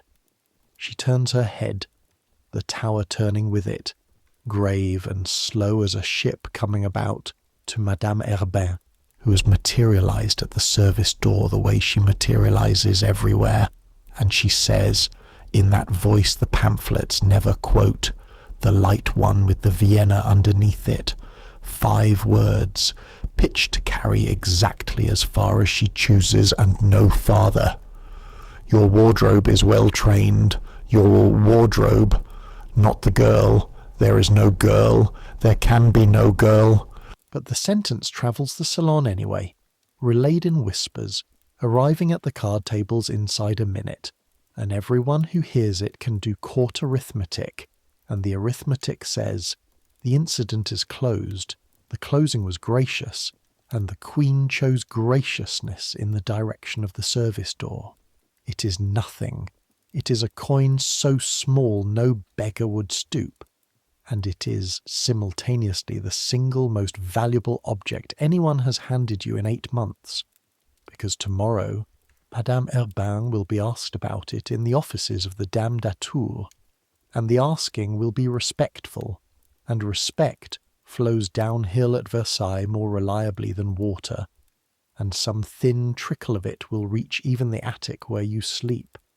Then she is past, the train going by you at the length of a rowboat, and you see, because your eyes are trained for exactly this and nothing can stop them, a fine grey dusting along the left side of the train's second flounce. Powder. Fallout from the burning tower drifted the width of the room, settled on the Queen. The gown will need brushing before it is hung tonight. Your gown to brush. Your night still not over. You almost laugh. You are 17, and you have just put out a fire with your hands on a baroness in front of the throne of France. And the residue of the event is, of course, in the end, at the bottom of everything, a cleaning job. For you. Both things true at once. Your arms are always tired. In the antechamber later, on your way down with the first load of the evening's linen, you pass the Baroness. She's sitting on a stool too low for her hoops, which force her skirts up around her like a collapsed tent, and her ruined hair has been cut free of its frame by somebody's scissors, cropped rough at the crown, and she looks 15. She looks like a girl from your street after the fever, when they cut everyone's hair. She's holding a glass of wine with both hands. She sees you. And here, in the low-rent room, off the stage, with no audience whose opinion outranks her comfort, the law loosens, and she does what the salon could not. She looks straight at you, at your face, long enough to keep it. "I couldn't see it," she says. Her voice is scraped. That's what I keep. I couldn't see it. I could hear it. Above me. And I couldn't. She stops. Her hand goes up, halfway to the ruin of her hair, and stops too and comes down. "They laced me at 4, she says, "to the wine, not to you. I've eaten nothing since 2. I can't reach my own feet in this. I stood 4 hours because sitting creases the back panel, and my mother-in-law checks the back panel. And when my own head caught fire, I couldn't see it, and I couldn't run, and every person in that room who could see it was too far away or too polite. She drinks, except the girl whose name I'm not going to be told," she says. "It is not a thank you, it is better, it is testimony. You stand there with 14 pounds of used linen against your chest, and the two of you look at each other across the smallest and least crossable distance in France. 2 girls, 1 year apart, one of you sewn into the machine, and one of you sewing it, both of you owned by it in your different rooms, and there is nothing whatsoever to say, and neither of you says it, and it is, all the same, the most honest conversation you have had since you arrived." Then her women come for her, and the machine takes her back, and you go down the cold stairs with your warm armful, and the clocks somewhere above you strike midnight, and the day, your ordinary day. This was an ordinary day, begins at last, slowly, to close. The undressing is the whole day run backward, and running it backward teaches you what the day actually was. At midnight, the cream and gold comes out to the threshold, and it comes out changed. You take it into your arms, and the difference pours into you through your forearms before your mind has words for it. The gown is warm. 16 hours of a living body have soaked into the silk and the whalebone and the padded lining, and it is heavy now in a different way. Slack, exhausted. If a thing can be exhausted, the silk creased sharp at the elbow bends, the underarms dark, the stomacher bearing the faint pressed record of her evening's shallow breaths. the hem carrying the whole ground floor of Versailles. Wax droplets, tobacco ash, powder, a half-moon of some source, and grey fallout from a fire that officially never happened. In the morning you delivered a monument. At midnight they hand you back the day itself, and you carry the day in your arms down 4 corridors and 2 staircases, and it steams faintly in the cold ones. Behind the closed door, the machine dismantles its queen. The pins out, dozens of them, counted back into their cushions because a lost pin in a queen's clothing is a matter of state. The bodice unhooked from the stays, the great skirt lifted away, 2 women over the head, the panniers untied and collapsed, folding flat with a woody clatter like a market stall closing, and then the lacing downward, eyelet by eyelet, and you have heard through the door, everyone in the passage has heard, the sound a laced woman makes at the end of a court day when the cord finally gives, the long involuntary breath, half gasp, half groan, the first full use of her own lungs since morning, ribs remembering their width, and the marks of the boning printed red down her sides where they will stay visible for an hour, and her women rub her waist. This is routine. This is every night. They rub the furrows out of the Queen of France the way a carter rubs the harness galls out of his horse. That is the machine at midnight. That is what is inside the 4 seconds of awe. A woman being unbuckled from 15 pounds of state, breathing again, marked like harness. You brush the powder from the train at 1 in the morning, alone in the wardrobe room, by 2 of your own candle stubs. Long strokes with the nap, shoulder doing the work your fingers are too tired to govern, and the grey ghost of the fire comes up out of the gold thread in little breaths and drifts in the candlelight, and you brush and check and brush, and finally you shroud the gown in its taffeta and hang it in the dark with its 300 sisters, and it is done. It is over. It has joined the archive. This whole enormous day compressed into 1 entry in the book and 1 faint scorch smell that will be gone from the silk by Thursday. The attic, when you reach it, is under the roof slope on the north side, and it is cold enough that Terrace is a hill of blankets with 1 visible ear. You undress kneeling. You grease your split fingers and wrap them. You lie down on your half of the mattress, and your feet, released, throb with your heartbeat, all 4 of them it feels like, and the day starts its parade behind your eyes the way it always does, backward and out of order. The blue crown of flame opening, the grease ring eye on the raspberry silk, 5 words pitched to carry, a girl with cropped hair holding wine in both hands, the warmth of a queen coming into your arms through cream-coloured silk. 16 years from now, an old woman in your trade will tell a new girl about tonight, and the fire will have grown, and the Baroness will have become a duchess, and you will have become no one at all. A girl, they say. A girl put it out, and that is right. That is the correct shape of the story, because that was the job, to have it never have happened. 200 leaves a year, plus the candle stubs, plus this. You know what the most beautiful thing in the world weighs exactly in the arms at midnight? Nobody in the salon knows that. Nobody in the pamphlets knows that. The Queen herself half knows it, from inside. You know it from underneath, which is where everything is truly known. The palace ticks and settles around you. 2,000 rooms cooling, and somewhere below the night watch walks the galleries among the dying chandeliers, and you should sleep. You have 4 hours, but stay with me a little longer, because a day is a small thing to survive, and I promised you a year of them, and the years here move like the gowns through the book, page after page, pinned and passing. Winter at Versailles is a war fought with fire and lost. The great rooms cannot be heated. The ceilings are too far away.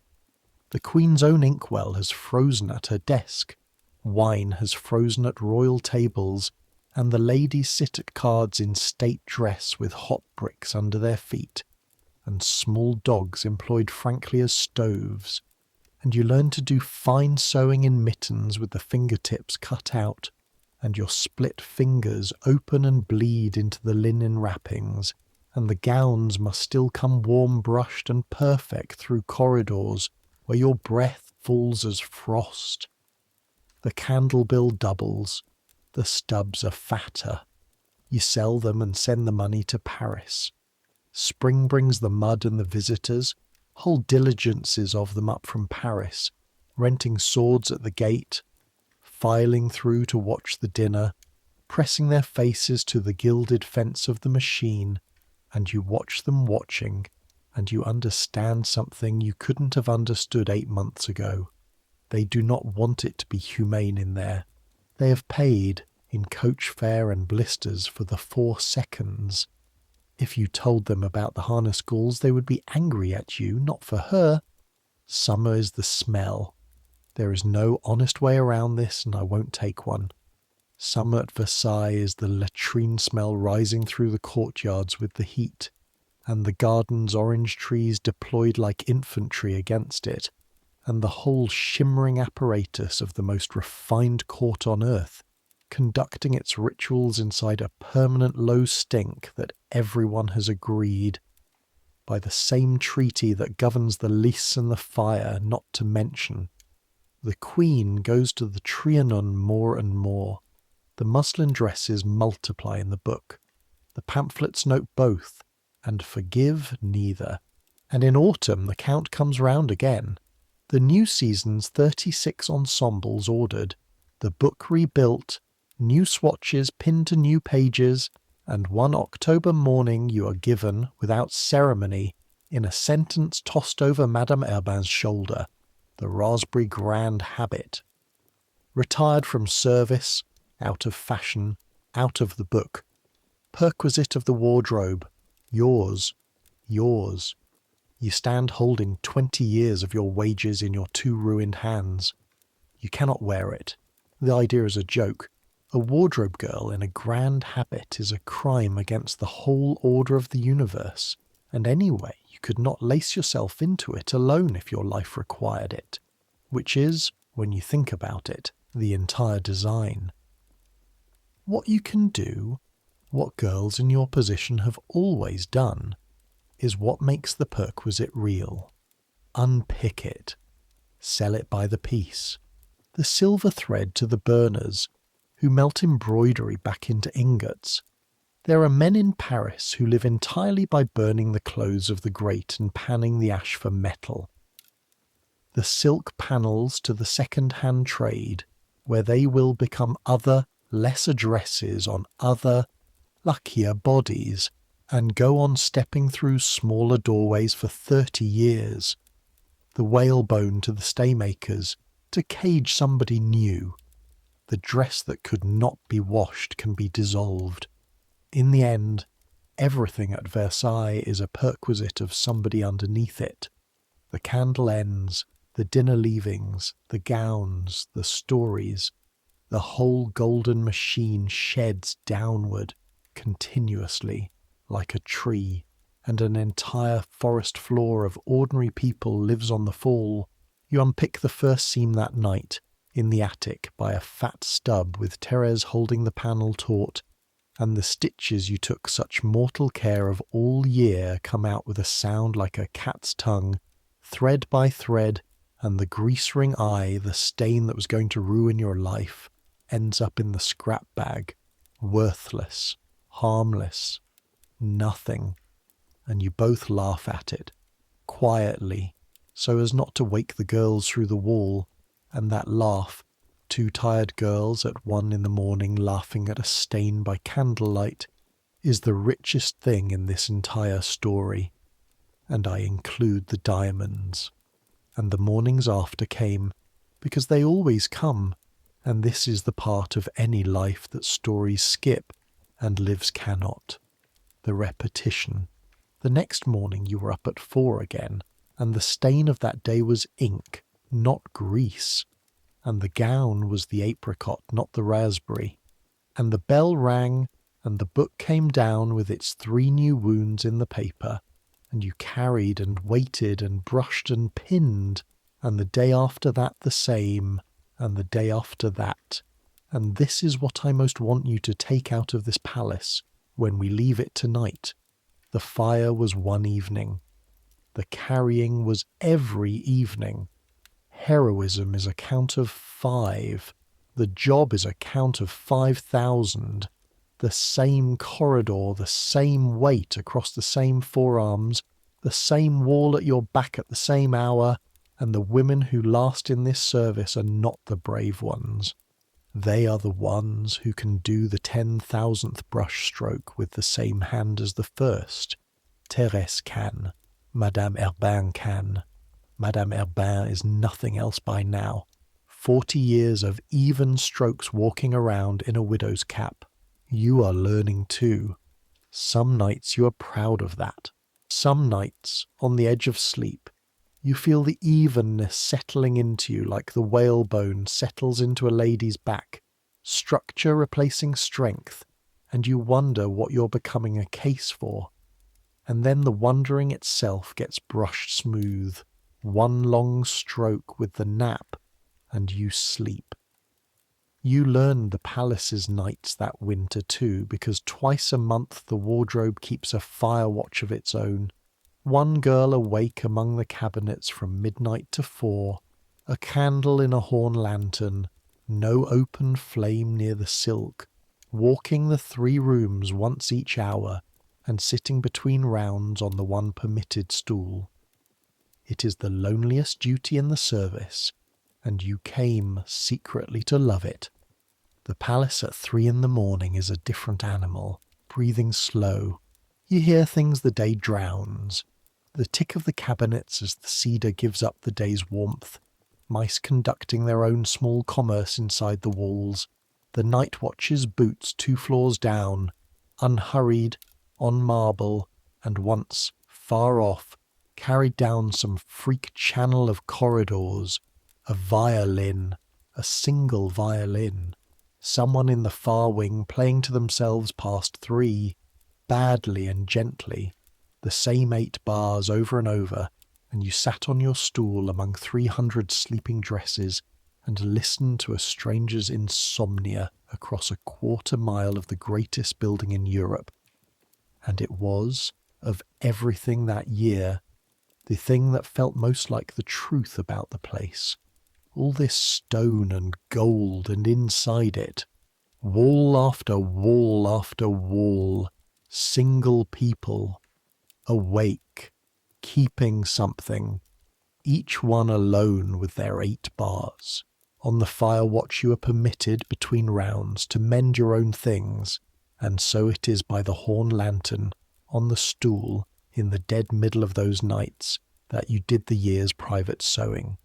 Turned the collars of your 2 shifts, patched your stays, your own stays, cheap ones, cloth-boned, laced in front because you dress alone, the poor woman's cut self-reliance built into the pattern, and you sat mending the cage you can open yourself, inside the room that holds the cages that need 6 hands, and some nights the arrangement struck you as a fine joke, and some nights it did not strike you as a joke at all. One more memory before the unpicking, because it belongs to this year, and you will keep it longer than the dress. It is from the week after the fire, and it begins, like everything in your life, with an errand. A parcel must go to the Petit Trianon, not clothing exactly. A box of trimmings Mademoiselle Bertin's girls left behind, ribbons and a card of paste flowers, wanted by the Queen's woman out at the little house, for some project nobody explains to you because nobody explains anything to you, and the footman who should carry it is nowhere. Footmen have a genius for being nowhere, and Madame Herbin looks around the workroom and her eye lands on you, and she says the words that will turn out to be a gift. Take it yourself. The air will do you good. The air. You have been inside this palace, truly inside it, for 8 months. You have crossed courtyards. You have not walked. And now you are given a box the weight of a loaf and a destination a mile away through the most famous gardens on earth. On a September afternoon, with the light coming slantwise and gold, and you step out of the north wing door, and the sky opens over you like a lid coming off, and you stand there for a second, blinking, a cellar creature, genuinely dazzled by the ordinary sun. The gardens are a lesson in the same grammar as the dress, and you read them as you go. Nothing here has been left as it wished to be. The trees are walls clipped vertical, green masonry 100 feet high, avenues driven through them straight as blades toward horizons arranged in order of importance. The water lies in sheets cut to geometry, and the statues stand in their appointed niches the way you stand in your appointed passage, and the gravel is raked, all of it, acres of it, every morning by men you never see, because the gardens too must appear to happen by themselves. It is the corset again, at the scale of a landscape, the whole country of the king's view, laced, and it is, heaven help you again, beautiful. The fountains are not playing, the machine cannot afford them on an ordinary Tuesday, but the basins hold the sky flat and perfect, and your shoes crunch the raked gravel in a silence so wide it has weather in it, and for the length of the Grand Canal you are, for the first time since spring, a girl outdoors, 17, walking, and nobody watching, and you catch yourself doing something with your face that feels unfamiliar until you place it. You're smiling at nothing. It costs nothing. Nobody bills you for it. Extraordinary. Halfway down the last avenue you stop because from here, and only from here, you can turn and see the whole palace at once, and you've never seen it. Do you understand? You live in it, and you have never once seen it. It lies along its hill like something geological, a cliff of creamstone and glass 1/3 of a mile long, the windows in their hundreds throwing back the low sun so that the entire western front burns without being consumed, and the roofline carries its lace of statues and trophies against the sky. And somewhere in that glittering cliff is one attic window the size of a handkerchief, yours, and one cabinet with a grey-blue gown in it, and one passage where a square of scorched wool waits folded in a basket, and none of it from here can be seen at all. From here there are no wardrobe rooms, no coffee woman in the statue niche, no smell on the back stairs. From a mile away, the machine is only its 4 seconds, permanently for everyone forever, and you understand in your body, standing on the gravel with a box of ribbons, why the visitors rent the swords and why the pamphlets sell, and why nobody wants the truth from underneath. The distance is the product. The distance is what everyone is paying for, one way or the other. You turn and walk on, and the gardens change around you, and this is the strange part. The part you will try to describe to Therese tonight and fail. Past the Fountain of Apollo, off the great axis, north, the geometry begins to relax. The walls of clipped green give way to actual trees with their own opinions, and the paths begin to curve for no reason except pleasure. And then you pass through a gate in a hedge with a bored Swiss guard who examines your box and your face and your wardrobe badge, and you are inside the boundary of the Petit Trianon, the Queen's own ground, the place the court is not invited, the door she shut on the currency, and you are inside it because you are nobody. And nobody, it turns out, is the one rank that fits through every door. It is garden pretending not to be one, a stream that was designed to look accidental, a meadow kept long on purpose, in a country where every other blade within sight of a royal window is kept short on purpose. There is a little theatre, there are workmen surveying, and stakes in the ground, and you will learn from the kitchen girls what the stakes are. She is building a village, a model hamlet, thatched cottages, a mill, a dairy with marble counters where a queen can play at making butter, a farm with actual animals chosen partly for prettiness, and when it is finished, 4 or 5 years from now, the pamphlets will feast on it for a decade. The Queen of France playing milkmaid while the real milkmaids starve, and the pamphlets will not be entirely wrong. They never are. That is what makes them work. But you deliver your box to a side door of the little chateau, and while you wait for the woman to check the contents against the note, you can see through a window into a small room, and the room stops you. It is plain. That is all. Pale panels, simple chairs, flowers in a jug like a jug on your mother's table, a work basket, a book left open face down, which at the great palace would be an event with witnesses. It is the room of a private woman of comfortable means, the wife of a notary perhaps, in a good provincial town. It is, you realize, with the slow cold turning over that is not quite pity, and not quite anything else you have a word for. A room pretending to be your kind of room. A mile away, everything pretends upward, gilds itself toward heaven, and here, at the secret centre of it all, at the far end of the most expensive vista in Europe, the pretending points the other way, downward, toward plainness, toward a jug of flowers, toward the 10,000 ordinary rooms of France where women sit down when they are tired and eat, when they are hungry and lace nothing, and owe the public nothing, and are watched by no one. Both of you playing at each other's lives across the width of one garden, neither of you able to cross.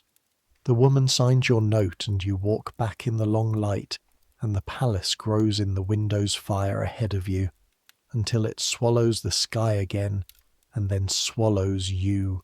Door, corridor, stair, passage, the smell of wax and dogs closing over your head like water, and you are home, if that is the word, and the bellboard is already ringing for you, and the memory folds itself away with the sound of gravel in it, and keeps. There is one thing more you saw that autumn, and it belongs here, between the garden and the unpicking, because it is the top of the whole mountain, and you should see the top once before we climb down for the night. Diamonds. You had been 8 months in the wardrobe and never near them. Jewels are not wardrobe. Jewels have their own service, their own locked room, their own dynasty of keepers, and the boundary is absolute. But on the night of the ambassador's second reception, the machine required the full parure, the complete set, and full parures are pinned to gowns, not only to bodies, stone sewn to silk, and sewing is wardrobe, and so for 1 hour, one supervised, breathless, 4-witness hour, your needle worked 6 inches below a riviere of stones the size of hazelnuts, and you learned what diamonds are actually like, which is not what anyone tells you. They are cold. That is the first thing, the thing the hands learn. Metal takes your warmth in a minute.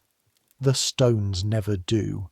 They lie against the silk, drinking the candlelight and giving back fire, and staying cold as well water the whole time, and there is something in that. Some sermon your fingers understood immediately and your head is still working on, and they are heavy, weirdly heavy, dense as gilt, so that a collar of them must be counterweighted and pinned, or it drags the neckline all evening, and the woman wearing a king's ransom is also, all night, simply carrying it in the muscles of her neck, the way you carry the linen. And this particular kingdom has, with diamonds, a history that is still being written, and one chapter of it is 5 years away, and I will only stand you at the edge of it, because you will hear of it when all of France hears of it.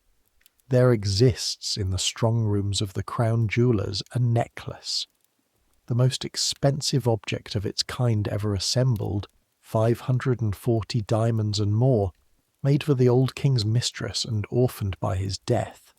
And the jewellers have been trying for years to sell it to the queen, and she keeps refusing it. She has refused it repeatedly. The money, she reportedly said, would be better spent on a ship of the line. And in 5 years a gang of confidence tricksters, using a forged signature and a cardinal's vanity and a hired girl in the dusk of a garden, not unlike the one you walked through, will steal that necklace in her name. And the trial will be the scandal of the age, and here is the poison of it. She will be innocent, provably, completely innocent, and it will not matter. All of Paris will believe what it prefers. The pamphlets have spent 15 years building a woman who would do it, and against that woman, the real one has no witnesses. You cannot slander a queen into prison, but you can slander her into a shape, and leave the shape standing in the public square, waiting, and history will show what eventually comes looking for shapes left standing in public squares. None of this has happened yet. Tonight the stones are only cold and heavy under the candles, and your stitches are only small and even, and the 4 witnesses watch your hands, and your hands, bless them, do not shake, and the parure goes upstairs, and the machine wears it, and at midnight it comes back down and is counted stone by stone into the dark of its locked room, where it makes no light at all. That is the top of the mountain, cold, heavy, counted, and locked in the dark. You sleep better in the attic than anything sleeps in that room. There is one more journey to make before we let this day close over you, and it goes downward and outward, because I have kept you inside the golden rooms all night, and the dress does not begin in the golden rooms. The dress begins everywhere, and it costs everywhere, and if you want to know why the pamphlets bite so deep, you have to follow the threads back out of the palace the way you followed the linen down the stairs. Follow the silk first. The silk begins as worms, actual worms, mulberry silkworms in the attics of farmhouses around Lyon, tended by families who keep them warm with the heat of their own kitchens, and the cocoons are boiled with the worm inside and unwound, filament by filament, by women whose fingertips are scalded smooth from the basins, and the thread goes to the city. And Lyon in this year is looms as far as the ear can hear. Whole quarters of the city one continuous wooden thunder, and at those looms weavers who can neither read nor write are producing from painted patterns the most complicated textiles human beings have ever made, brocades that take a master and a drawer-boy a full day to advance by inches. A grand habit silk represents months of that thunder. When the queen wears white cotton instead, the thunder is what goes quiet, and quiet looms are hungry houses, and hungry houses write petitions, and that is why the muslin is politics. Because at the bottom of every fashion there are families, and a queen's whim, either whim, cage, or freedom, arrives at the bottom as bread or its absence. Follow the whalebone. The stays that hold her ribs held, before that, the mouth of a whale in the Greenland seas, and between the whale and the waist there is a fleet, and crews who are away 3 years and come back short, some fingers and some men, and dockside boiling yards you can smell from a mile at sea, and the bleen is sold by weight to the staybone cutters, and the price of squeezing every well-bred torso in Europe is paid first in the Arctic, in the dark, by men who will never see a court gown in their lives. follow the silver. The gold and silver thread is drawn by wire drawers in Paris workshops. Real metal, flattened and wound on silk by children whose fingers are small enough for the work. And when the gown is dead, the burners get it back. So the same silver has some of it, gone round this circle more than once. Mine, mint, wire, gown, fire, ingot, wire, gown. Splendour is not consumed here. It circulates like water at Versailles, pumped uphill at enormous cost, falling downhill for free, and the people are the pipework. Follow the powder, last and worst, because the powder is the one that ends the story. The powder on every fashionable head in France is wheat starch, flour, fine white flour, the same substance as bread, blown by the pound into the hair of people who have already eaten, in a kingdom where the price of bread is the single number every ordinary family knows by heart, the number that decides everything, and in the bad years, and the bad years are coming, the sight of flour dust on a courtier's shoulders will read, to a hungry crowd, exactly the way you already suspect it will read. Nobody at the tables tonight is thinking about this. You're not really thinking about it either. You're 17. The number 1789 means nothing to anyone alive. But the arithmetic is on the wall of the century in chalk, next to Madame Deficit. And arithmetic, unlike courtiers, always presents its bill. So that is the machine, the whole of it. From the Greenland seas to the attic where your fingers are wrapped in greased linen, a continent-sized engine for concentrating the work of thousands into 15 pounds of splendour on one body for one evening, and every layer of it staffed, every layer of it invisible, every layer of it from the scalded silk women to the frozen whalers, to you at your threshold, governed by the same law you learned on your first morning. The work must appear to happen by itself. And in the middle of the engine, at the still point where all the threads cross, one woman who did not build it, cannot leave it, is blamed for it, and is, at this exact moment, being rubbed at the ribs by candlelight so she can sleep and be laced back into it at 9. You will outlive her. Let me say this plainly, here in the dark, because you are half asleep, and the half asleep deserve the truth. You, Marie Nicole, Glover's daughter, third order of the wardrobe, will live to be old. You will leave this place before the end, most of the wardrobe will, and you will keep a shop and marry, and there will be a year, 13 years from tonight, when you will read a printed page with your 2 ruined hands and learn what was finally done, in a public square in Paris on a grey October morning, to the woman whose warm linen you carried against your chest, and you will put the page down and go into the back room among the glove leathers and stand there a while with your fingers pressed to the cold of the scissors, and you will not be able to explain to anyone, not your husband, not your daughters, why the thing you keep seeing is not any of what the page describes but a pin, a single pin, going into a swatch of grey-blue silk on a winter morning, the one free choice in her day, the size of a pinhead, and you closing a cabinet door to exactly 1 hand's width. But that is 13 years away, and 13 years to a 17-year-old at 1 in the morning is the far side of the moon. Tonight the palace is only itself, 2,000 rooms of banked fires and shrouded silk, 10,000 sleeping servants and courtiers stacked the roof line, the whole impossible city breathing slowly in the cold, and above it the same stars that stand over Paris, over Lyon, over the Greenland fleet, over every attic where somebody's hands are wrapped for the night. Therese is asleep. Her breathing has gone long and even with the small catch at the top that you've stopped hearing, the way you stop hearing bells. Through the roof, faintly, wind.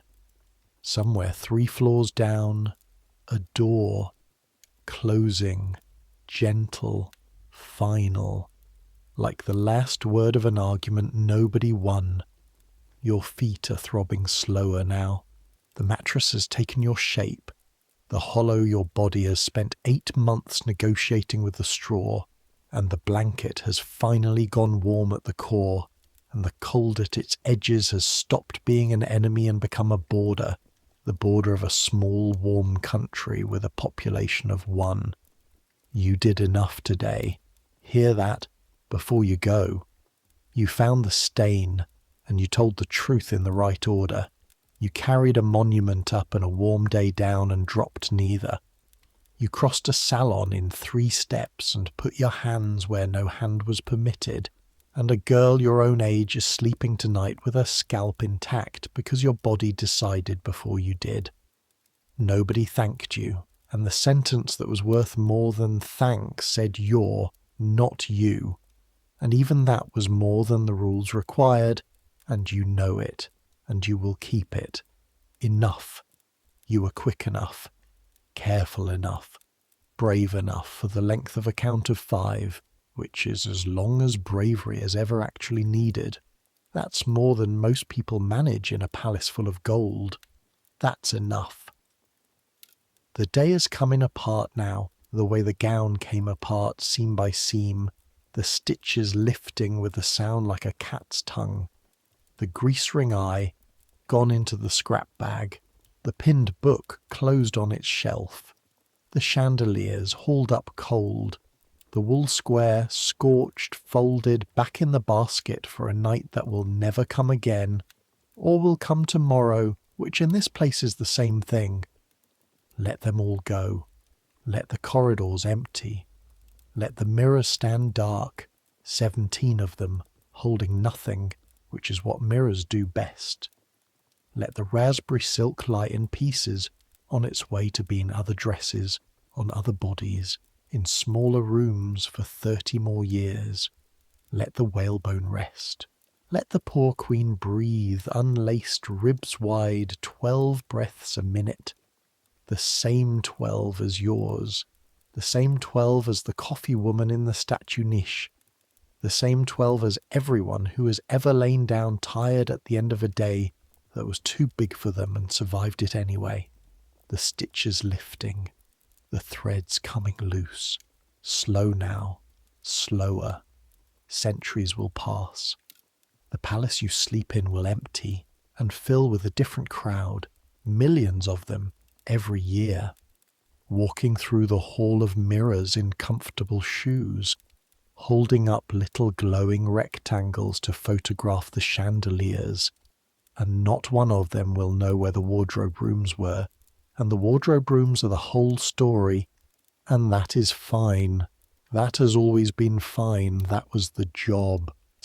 The dresses themselves are almost all gone, unpicked, burned for their silver, worn to rags on other backs, and the handful that survive lie flat in museum drawers in the dark, too fragile now to hang, resting, after 250 years, from their own weight. But people still do it. That's the thing. Right now, tonight, somewhere, somebody is being sewn into something for an occasion, laced, pinned, held together by other people's hands, breathing shallow, unable to reach their own feet, magnificent and trapped, and hoping the evening goes well.